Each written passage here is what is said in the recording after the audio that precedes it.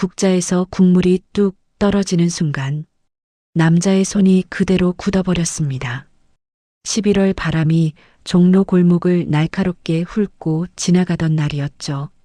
정우는 오늘도 대표님이었습니다. 회사 이름만 대면 누구나 고개를 끄덕이는 사람. 하지만 그는 일부러 비싼 코트를 벗고 봉사조끼를 걸쳤습니다. 한 번쯤 보여주셔야죠. 요즘은 이미지가 비서의 말에 떠밀리듯 나온 자리였습니다. 정우는 솔직히 큰 뜻이 없었습니다. 국 한 그릇 떠주고 사진 몇 장 찍고 조용히 돌아가면 그만이라고 생각했죠. 급식소 안은 김이 자욱했습니다. 국 냄새와 젖은 옷 냄새가 섞여 오래된 겨울 같은 공기가 돌았습니다. 줄은 길었습니다. 낡은 패딩, 해진 장갑, 갈라진 손등들. 정우는 말없이 국을 떠서 쟁반 위에 올려놨습니다. 고맙습니다. 예, 드시고 가세요. 그게 오늘의 전부일 거라고 믿었습니다. 그런데 줄 끝에서 작은 목소리가 들려왔습니다. 엄마, 우리 오늘은 2그릇 안 돼? 아이가 조심스레 묻는 소리였습니다. 정우는 무심코 고개를 들었습니다. 그리고 그 순간 숨이 턱 막혔습니다. 줄 맨 끝, 낡은 회색 점퍼를 입은 여자가 아이 둘의 손을 꼭 잡고 서 있었습니다. 머리는 산발이었고 볼은 바람에 헐어 있었고 눈 밑엔 지친 그림자가 깊게 내려앉아 있었죠. 그런데도 정우는 한 번에 알아봤습니다. 서연. 7년 전 이혼 서류에 도장을 찍고 등을 돌렸던 여자. 너까지 끌고 들어갈 순 없어. 그 말로 밀어냈던 전처. 정우의 손에서 국자가 미세하게 떨렸습니다. 괜찮은 척하려고 손목에 힘을 줬는데도 떨림이 멈추지 않았습니다. 서연은 아직 정우를 못 봤습니다. 고개를 숙이고 아이들과 속삭이며 줄을 조금씩 앞으로 밀고 있었죠. 아이들은 여자아이 하나, 남자아이 하나. 둘 다 옷이 작아 소매가 손목 위로 올라가 있었고 신발은 뒤꿈치가 닳아 있었습니다. 정우는 마음속에서 자꾸 같은 생각이 튀어나오는 걸 막을 수가 없었습니다. 나랑 닮았는데? 여자아이가 웃지도 않았는데 왼쪽 볼에 아주 작은 보조개가 들어갔습니다. 정우의 얼굴에도 어릴 때부터 있던 그 보조개. 정우는 국자를 내려놓고 조끼 끈을 풀었습니다. 옆 봉사자가 대표님? 하고 불렀지만 귀에 들어오지 않았습니다. 정우는 그대로 줄 끝을 향해 걸어갔습니다. 한 걸음 한 걸음. 발이 바닥에 붙은 것처럼 무거웠습니다. 서연 앞에 멈췄을 때 정우는 겨우 한마디를 꺼냈습니다. 서연아. 그 순간 서연의 어깨가 딱 굳었습니다. 아주 천천히 고개를 들었고 두 사람의 눈이 마주쳤습니다. 서연의 눈이 커졌습니다. 놀람보다 더 빠르게 수치심이 번졌습니다. 마치 왜 하필 지금이라는 말이 눈동자에 그대로 떠 있었죠. 서연은 아이들의 손을 더 꽉 잡았습니다. 그리고 낮게 이를 악문듯 말했습니다. 못 본 척해요. 부탁이에요. 정우는 그 말이 더 아팠습니다. 원망도 욕도 울음도 아니고 그냥 차갑게 꾹 눌러 담은 한 문장.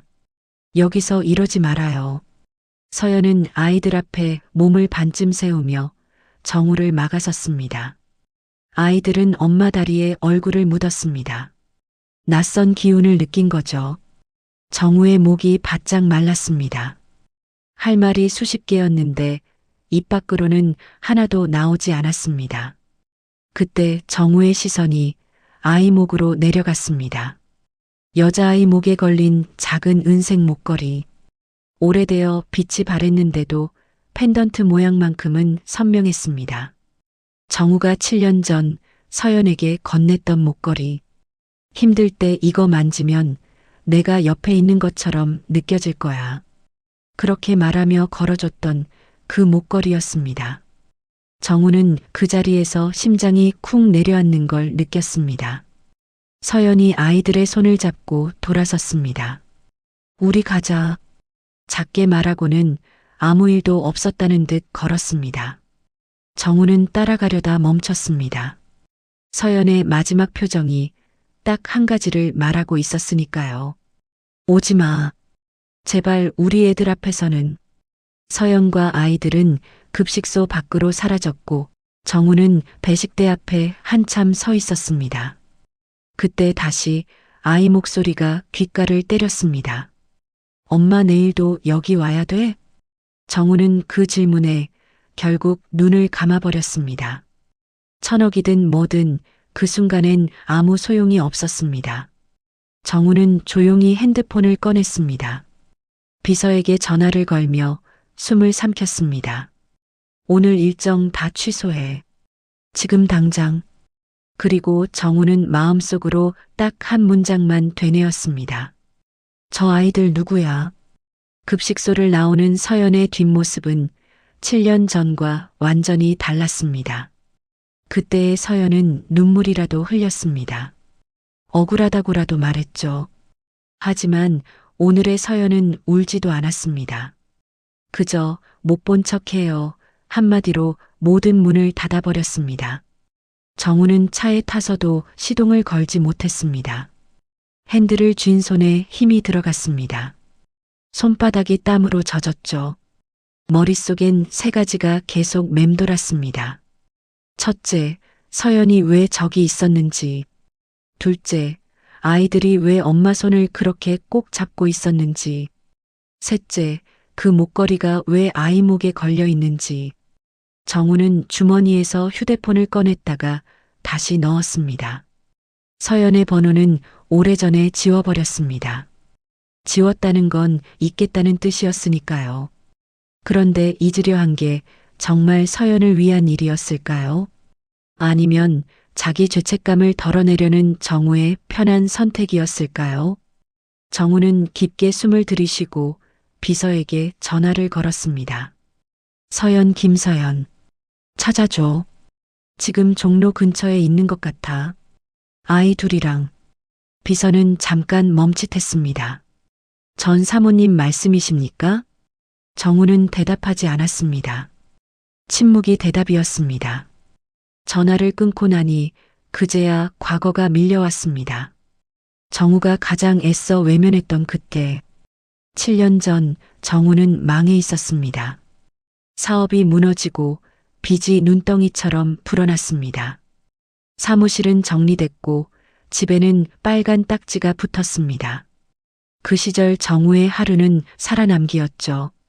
아침에 눈을 뜨면 먼저 휴대폰을 확인했습니다.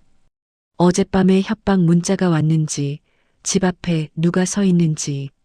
서연은 그때도 밥을 차려놓고 기다렸습니다. 반찬이 거창한 것도 아니었습니다. 김치에 계란 프라이 하나. 그런데도 서연은 웃으려고 애썼죠. 당신 밥은 먹고 하자. 사람이 밥심으로 버티는 거야. 정우는 그 말이 고마우면서도 그 웃음이 너무 미안해서 견딜 수가 없었습니다. 어느 날 새벽 빚쟁이들이 집 앞까지 들이닥쳤습니다. 문을 쾅쾅 두드리고 욕설이 복도에 울렸습니다. 서연이 겁에 질려 아이처럼 떨던 날이었죠. 정우는 그날 처음으로 확신했습니다. 이 사람을 여기 두면 내가 망치는 게 아니라 이 사람이 같이 망가진다. 그래서 정우는 가장 비겁한 방식으로 지킨다는 말을 꺼냈습니다. 서연아, 이혼하자. 서연의 젓가락이 떨어졌습니다. 그 작은 소리가 그날 집안에서 제일 크게 들렸습니다. 뭐라고? 서연은 웃으려 했습니다. 농담인 줄 알았던 거죠. 정우는 서류를 꺼내 식탁 위에 올려놨습니다. 이미 도장이 찍힌 것처럼 차갑게 정리된 종이. 서연은 그걸 보자마자 눈물이 쏟아졌습니다. 나 어디가? 당신 두고 내가 어디 가냐고. 정우는 그 말을 듣고도 고개를 돌렸습니다. 서연이 울며 매달릴수록 정우는 더 냉정해져야 했습니다. 너까지 다치면 난 끝이야. 나 혼자 망가지면 돼. 서연은 울면서도 마지막 자존심을 지켰습니다.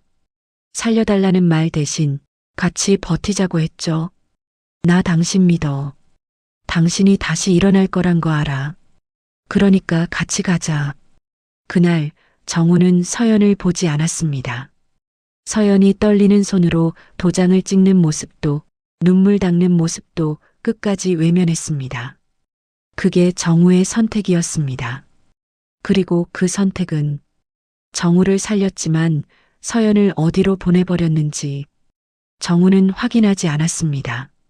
정우는 그 후 미친 듯이 일했습니다. 빚을 갚고 다시 사업을 세우고 바닥에서 올라왔습니다.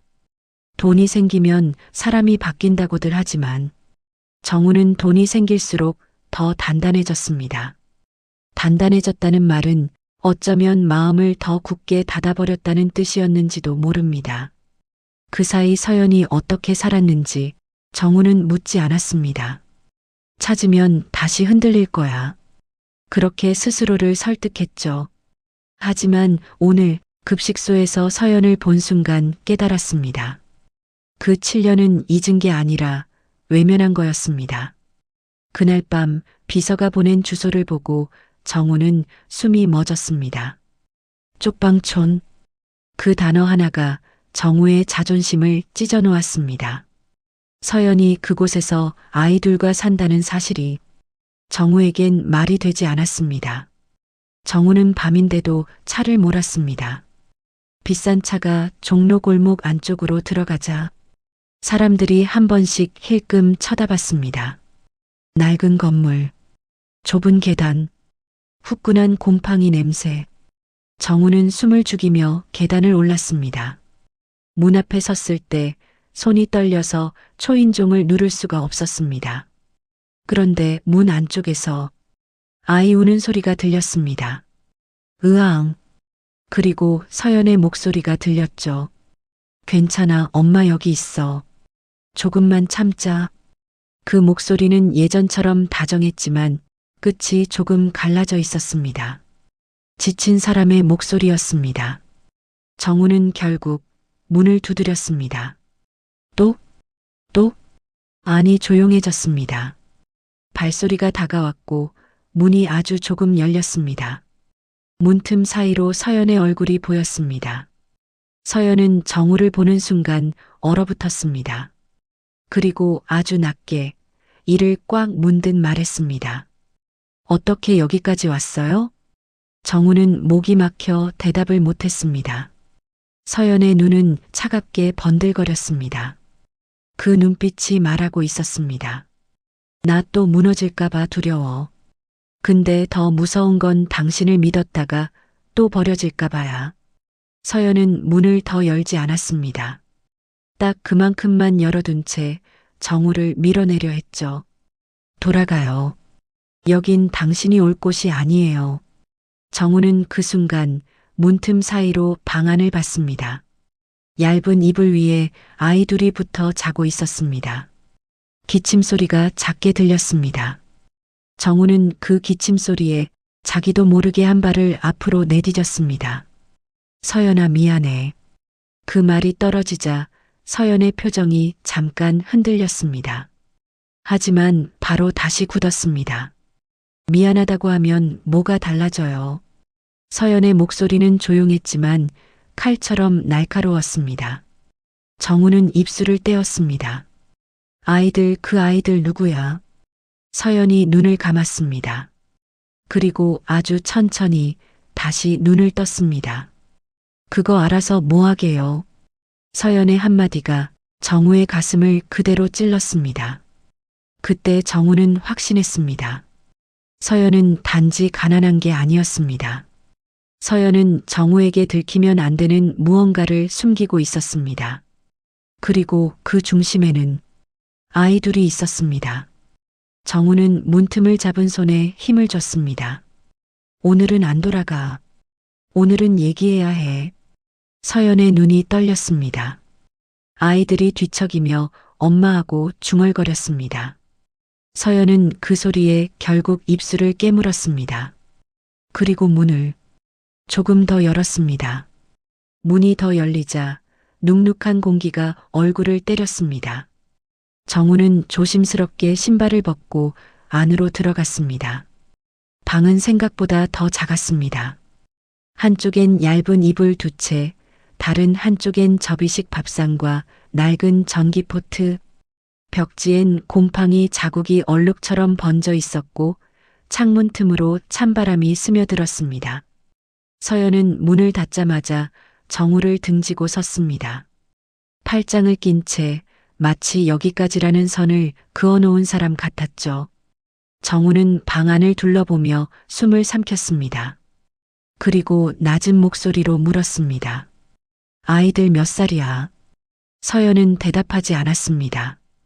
대답 대신 자고 있는 아이들을 보며 이불 끝을 조심스레 끌어올렸습니다. 그 손끝이 떨리고 있었습니다. 정우는 그 떨림을 보고 더 이상 돌아갈 수 없다는 걸 느꼈습니다. 서연아, 나 그냥 미안하다고만 하러 온 거 아니야. 정우가 한 걸음 다가서자 서연이 바로 고개를 돌려 쏘아봤습니다. 그럼 뭐하러 왔는데요? 내가 책임질게. 책임? 서연이 웃었습니다. 아주 짧게. 그 웃음은 웃음이 아니었습니다. 울음 삼킨 사람의 비웃음이었죠. 7년 동안 한 번도 안 찾았던 사람이 이제 와서 책임을 진다고요? 정우는 아무 말도 못했습니다. 서연의 말은 사실이었으니까요. 잠시 침묵이 흐를 때 이불 속 남자아이가 뒤척이며 기침을 했습니다. 캑캑. 그 소리에 서연이 번개처럼 달려가 아이의 등을 토닥였습니다. 괜찮아, 괜찮아, 엄마 있어. 아이의 몸은 너무 가벼워 보였습니다. 정우는 그 장면 하나로 가슴이 철렁 내려앉았습니다. 아이가 아파?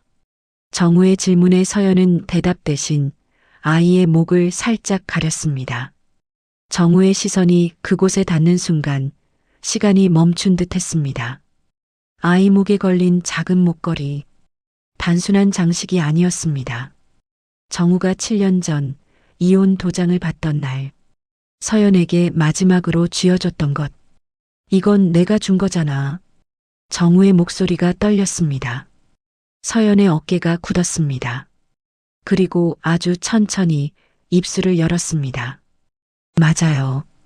당신이 준 거. 서연은 잠시 말을 멈추고 아이의 머리칼을 쓸어내렸습니다. 이 목걸이 팔려고 했어요. 정우의 눈이 커졌습니다. 팔아? 서연이 고개를 끄덕였습니다. 그 고개짓은 자존심이 부서지는 소리처럼 무거웠습니다. 이게 마지막으로 남은 거였거든요. 그런데 왜 아직 있지? 정우가 묻자 서연의 눈빛이 흔들렸습니다. 그리고 마침내 서연이 입을 열었습니다. 이거 팔면 아이가 죽을 수도 있어서요. 정우의 등골이 서늘해졌습니다. 무슨 말이야?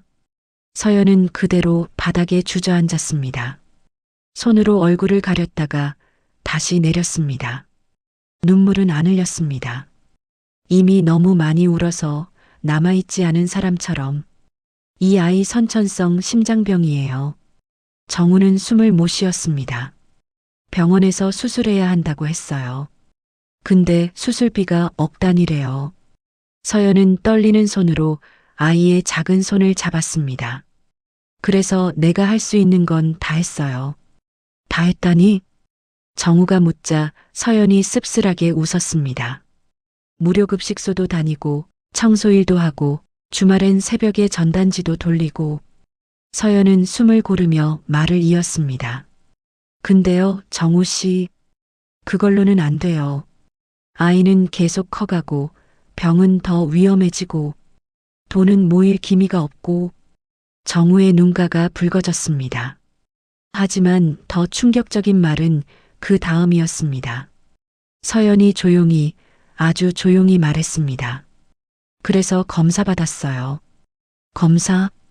정우가 되물었습니다. 서연은 고개를 들었습니다. 그 눈빛엔 체념이 있었습니다. 유전자 검사요. 정우는 멍해졌습니다. 서연은 마른 침을 삼키고 폭탄처럼 말을 던졌습니다. 정우 씨, 이 아이 당신 아이예요. 공기가 얼어붙었습니다. 정우의 귀에서 웅하는 소리가 울렸습니다. 뭐라고? 정우가 비틀거리며 한 걸음 뒤로 물러섰습니다. 서연은 아이의 이불을 다시 덮어주며 담담하게 말했습니다. 이혼하고 나서 나도 당신을 잊으려고 했어요. 근데 그때 이미 뱃속에 있었어요. 정우의 손끝이 차갑게 굳었습니다. 왜 나한테 말을 안 했어? 정우의 목소리는 거의 울음이었습니다. 서연이 고개를 세게 저었습니다. 말하면 뭐가 달라져요? 당신은 그때도 혼자 결정했잖아요. 서연은 그 말을 하고 깊게 숨을 들이쉬었습니다. 나도요. 그때부터는 나도 혼자 결정하기로 했어요. 정우의 눈이 흔들렸습니다. 그럼 둘째는? 정우가 묻자 서연이 잠시 망설였습니다. 그리고 아주 낮게 말했습니다. 둘째는 아니에요. 정우가 안도할 틈도 없이 서연이 이어 말했습니다. 근데 둘째도 아빠가 없어요. 그 사람은 사고로 갔거든요. 정우는 그제야 모든 퍼즐이 맞춰지는 걸 느꼈습니다. 서연은 남편을 잃고 빚까지 떠안고 쪽방촌으로 밀려났고 그 와중에 첫째 아이는 심장병. 그걸 숨긴 채 무료급식소 줄에 섰던 겁니다. 정우의 입술이 파르르 떨렸습니다. 서연아, 그럼 나한테 도움 요청해야지. 서연의 눈빛이 단호해졌습니다. 요청했을 거예요. 당신이 내가 할 게가 아니라 같이 하자고 말했으면. 서연은 천천히 정우를 바라봤습니다. 근데 정우 씨는 늘 혼자였어요. 혼자 떠나고, 혼자 성공하고, 혼자 미안해하고, 혼자 책임지겠다고 하고. 서연은 손등으로 눈가를 쓱 문질렀습니다. 난 이제 누가 갑자기 나타나서 구해주는 이야기 못 믿어요. 그 말이 끝나자 정우의 자존심이 아니라 양심이 무너졌습니다. 정우는 그 자리에서 무릎을 꿇었습니다. 바닥이 차가운지도 몰랐습니다. 서연아, 미안해. 정우는 고개를 숙이고 낮은 목소리로 말했습니다. 이번엔 내가 결정하지 않을게. 서연이 눈을 크게 떴습니다. 정우가 떨리는 손으로 휴대폰을 꺼냈습니다. 내일 아침 병원부터 가자. 너랑 내가 같이 가자. 의사 말 내가 직접 듣고 너랑 같이 방법을 찾자. 서연이 입술을 깨물었습니다. 믿고 싶지 않았습니다. 하지만 아이의 기침 소리가 서연의 마음을 흔들었습니다. 그때였습니다. 정우의 휴대폰이 울렸습니다. 비서의 문자였습니다. 확인 완료. 서연 씨, 유전자 검사 기록 조회 가능. 필요시 법적 절차로 공식 확인 가능합니다. 정우는 그 문자를 보고 손이 멈췄습니다. 서연도 화면을 봤습니다. 서연의 얼굴이 하얗게 질렸습니다. 맞죠? 나는 여기까지 왔어요. 서연은 정우를 바라보며 속삭였습니다. 근데 정우 씨, 당신이 이걸 알게 되면 아이를 데려가려고 할까봐 무서웠어요. 정우는 고개를 저었습니다. 그리고 아주 단호하게 말했습니다. 데려가는 게 아니라 같이 키우는 거야. 서연의 눈에서 처음으로 눈물이 한 방울 떨어졌습니다. 하지만 그 눈물은 기쁨이 아니라 긴 싸움 끝에 나온 지친 사람의 눈물이었습니다. 정우는 그 눈물을 보며 결심했습니다. 이번엔 돈으로 해결하는 멋진 구원자가 아니라 서연이 믿을 수 있는 같은 편이 되겠다고. 그 순간 아이가 다시 기침했습니다. 캑캑. 서연이 아이를 안아 올렸습니다. 정우도 자연스럽게 손을 내밀었습니다. 둘의 손이 아이의 등을 동시에 감싸는 순간 서연이 아주 작게 말했습니다. 내일 같이 가요. 정우는 고개를 끄덕였습니다. 그리고 바로 그때 정우는 몰랐습니다. 내일 병원에서 더 큰 반전이 기다리고 있다는 걸. 유전자 검사 결과지 한 장이 서연과 정우를 다시 한번 시험할 거라는 걸.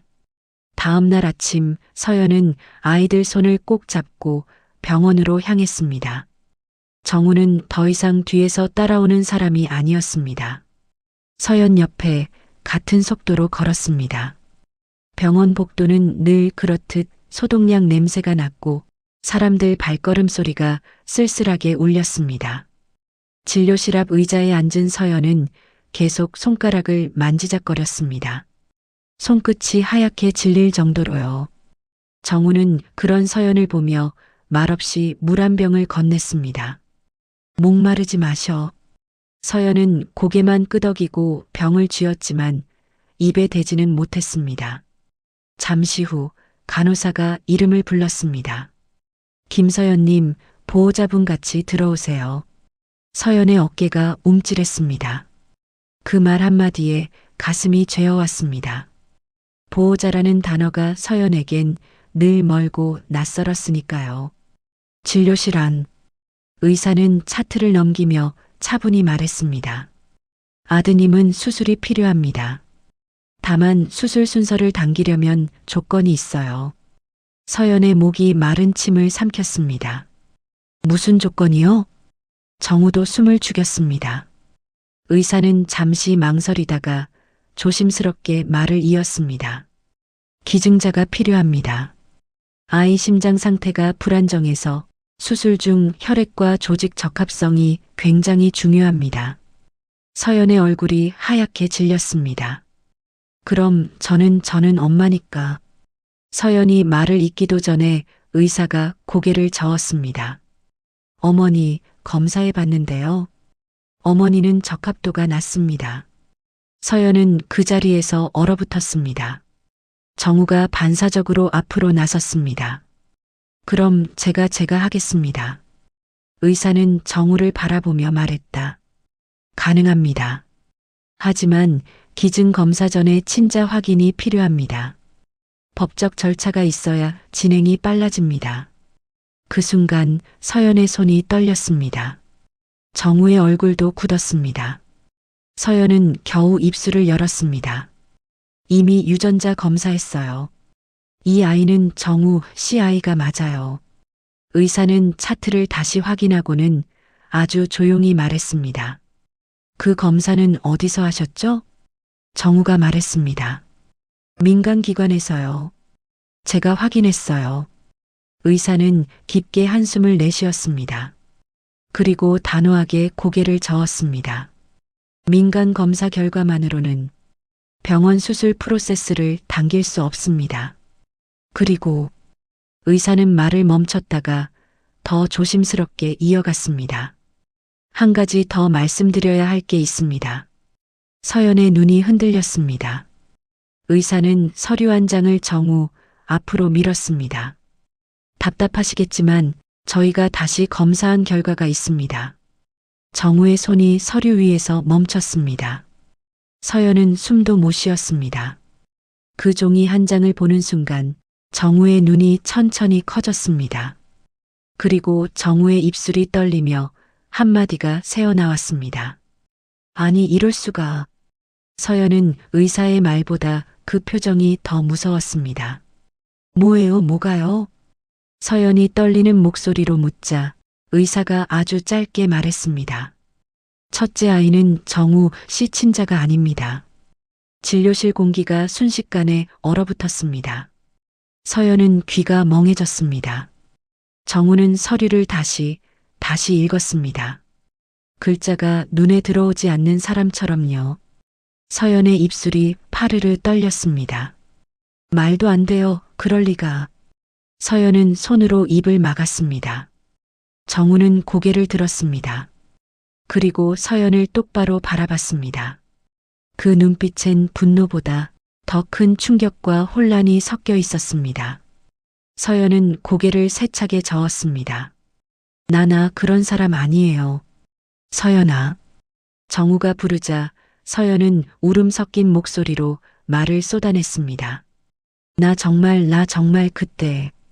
서연은 바닥을 내려다봤습니다. 어깨가 무너져 내렸습니다.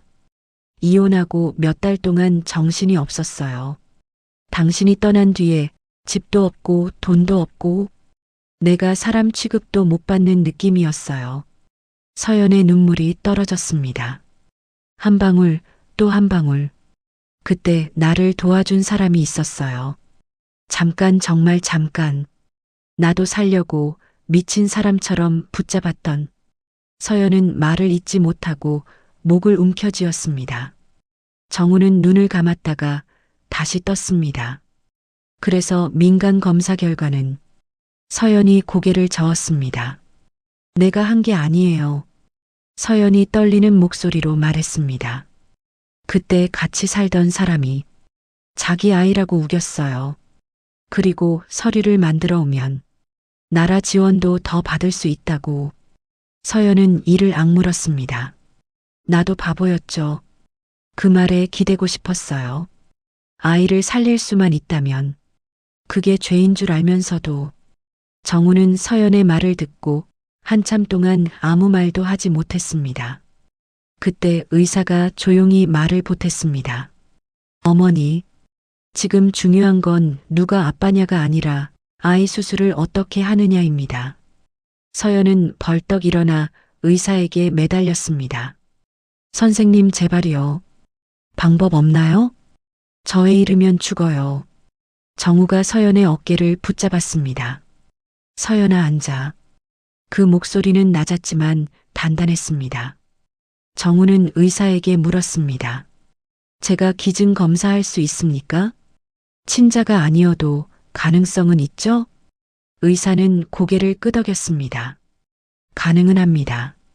다만 친자보다 확률이 낮습니다. 그래도 해볼 가치는 있어요. 정우는 바로 대답했습니다. 하세요. 서연이 고개를 들었습니다. 정우 씨 왜 그렇게까지. 서연의 눈은 두려움과 미안함으로 젖어 있었습니다. 정우는 잠시 입술을 깨물었습니다. 그리고 아주 조용히 말했습니다. 나는 7년 전에 너를 버렸어. 그게 사실이야. 정우의 목소리가 잠깐 흔들렸습니다. 근데 지금 아이 앞에서 또 도망가면 그건 사람이 아니잖아. 서연은 울음이 터졌습니다.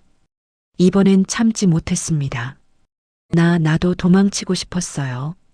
서연이 흐느끼며 말했습니다. 근데 애가 내 손 잡고 엄마라고 부르면 못 도망가요. 정우는 고개를 끄덕였습니다. 그래. 그 마음은 나도 이제 알아. 검사는 빠르게 진행됐습니다. 피를 뽑는 동안 정우는 아무 말도 하지 않았습니다. 서연은 손을 꼼짝 못하고 모은 채 정우의 팔에서 떨어지는 피만 바라봤습니다. 몇 시간 뒤 의사가 다시 들어왔습니다. 정우와 서연은 동시에 자리에서 일어났습니다. 의사는 차트를 확인한 뒤 말했습니다. 정우 씨, 적합도가 생각보다 높습니다. 서연의 무릎이 풀렸습니다. 정우는 숨을 길게 내쉬었습니다. 의사는 덧붙였습니다. 수술 일정 최대한 당겨보겠습니다. 그 말이 끝나자 서연은 의자에 주저앉아 손으로 얼굴을 감쌌습니다. 살았다. 그 한마디가 목구멍에서 겨우 나왔습니다. 정우는 서연 옆에 조용히 앉았습니다. 그리고 아주 작게 말했습니다. 이제부터는 같이 하자. 서연은 울면서 고개를 끄덕였습니다. 수술 당일 수술실 앞 대기실은 조용했습니다. 서연은 계속 손을 비볐고 정우는 멀리 벽만 바라봤습니다. 수술실 문 위에 빨간 불이 몇 시간을 버텼습니다. 그러다 마침내 불이 꺼졌고 의사가 나왔습니다. 수술 잘 됐습니다. 그 말에 서연은 그 자리에서 주저앉아 울었습니다. 정우는 눈을 감고 두 손으로 얼굴을 쓸어내렸습니다. 누구도 크게 기뻐하지 못했습니다. 너무 오래, 너무 힘들게 버텨왔으니까요. 며칠 뒤 아이는 병실에서 눈을 떴습니다. 서연은 아이 손을 잡고 있었습니다. 아이의 목소리가 작게 나왔습니다. 엄마. 서연의 눈물이 또 고였습니다. 그때 아이가 정우를 바라봤습니다. 정우는 조심스럽게 웃어 보였습니다. 아이의 눈이 깜빡였습니다. 아저씨 또 왔네. 정우는 그 한마디에 잠깐 굳었습니다. 서연은 숨을 삼켰고요. 하지만 정우는 고개를 끄덕였습니다. 그래. 또 왔다. 정우는 천천히, 아주 천천히 아이 손을 잡았습니다. 너 괜찮아져서 다행이다. 아이의 손이 정우 손을 살짝 움켜쥐었습니다. 아주 약하게. 하지만 그 작은 힘이 정우 가슴을 찔렀습니다. 서연은 끝내 정우에게 말했습니다. 미안해요. 당신이 상처받을 거 알면서도. 정우는 고개를 저었습니다. 나도 상처받을 자격이 없어. 정우는 창밖을 봤습니다. 겨울이 끝나가고 햇살이 조금씩 따뜻해지고 있었습니다. 사람은 늦게 철드는 것 같아. 정우가 말하자 서연이 조용히 고개를 끄덕였습니다. 몇 달 뒤 서연은 작은 분식집에서 일을 시작했습니다. 정우는 돈을 밀어넣지 않았습니다. 서연이 스스로 일어서고 싶어 했으니까요. 정우는 대신 병원비와 아이 치료비만 조용히 책임졌습니다. 그게 자신의 벌이자 남은 삶의 숙제라고 생각했습니다. 두 사람은 다시 부부가 되지는 않았습니다. 쉽지 않았습니다. 한번 깨진 마음은 붙인다고 예전처럼 돌아오지 않았으니까요. 하지만 한 가지는 분명해졌습니다. 아이들이 배고프지 않게, 아이들이 아프다고 울 때 혼자가 아니게 그 정도의 함께는 가능하다는 것. 어느 봄날 병원 정기검진을 마치고 나오던 길, 아이 둘이 앞서 뛰어갔고 서연과 정우가 뒤에서 걸었습니다. 서연이 조용히 말했습니다. 정우 씨, 그날 급식소에서 당신을 안 만났으면 난 아마 포기했을 거예요. 정우는 한참 말이 없었습니다. 그러다 아주 짧게 대답했습니다. 나도. 서연이 고개를 들었습니다. 정우가 말했습니다. 돈이 많아도 내가 진짜 가진 게 뭔지 몰랐어. 정우는 아이들 등을 바라봤습니다. 작은 등이 햇빛 아래서 반짝였습니다. 이게 진짜 부자더라. 서연은 입술을 깨물며 고개를 끄덕였습니다. 나이가 들수록 사람은 어떤 걸 쥐고 살아야 하는지 알게 됩니다. 돈도 필요하고 체면도 필요합니다. 하지만 정말 잃으면 끝나는 건 사람 그리고 마음입니다. 너무 늦기 전에 한 번은 돌아봐야 합니다.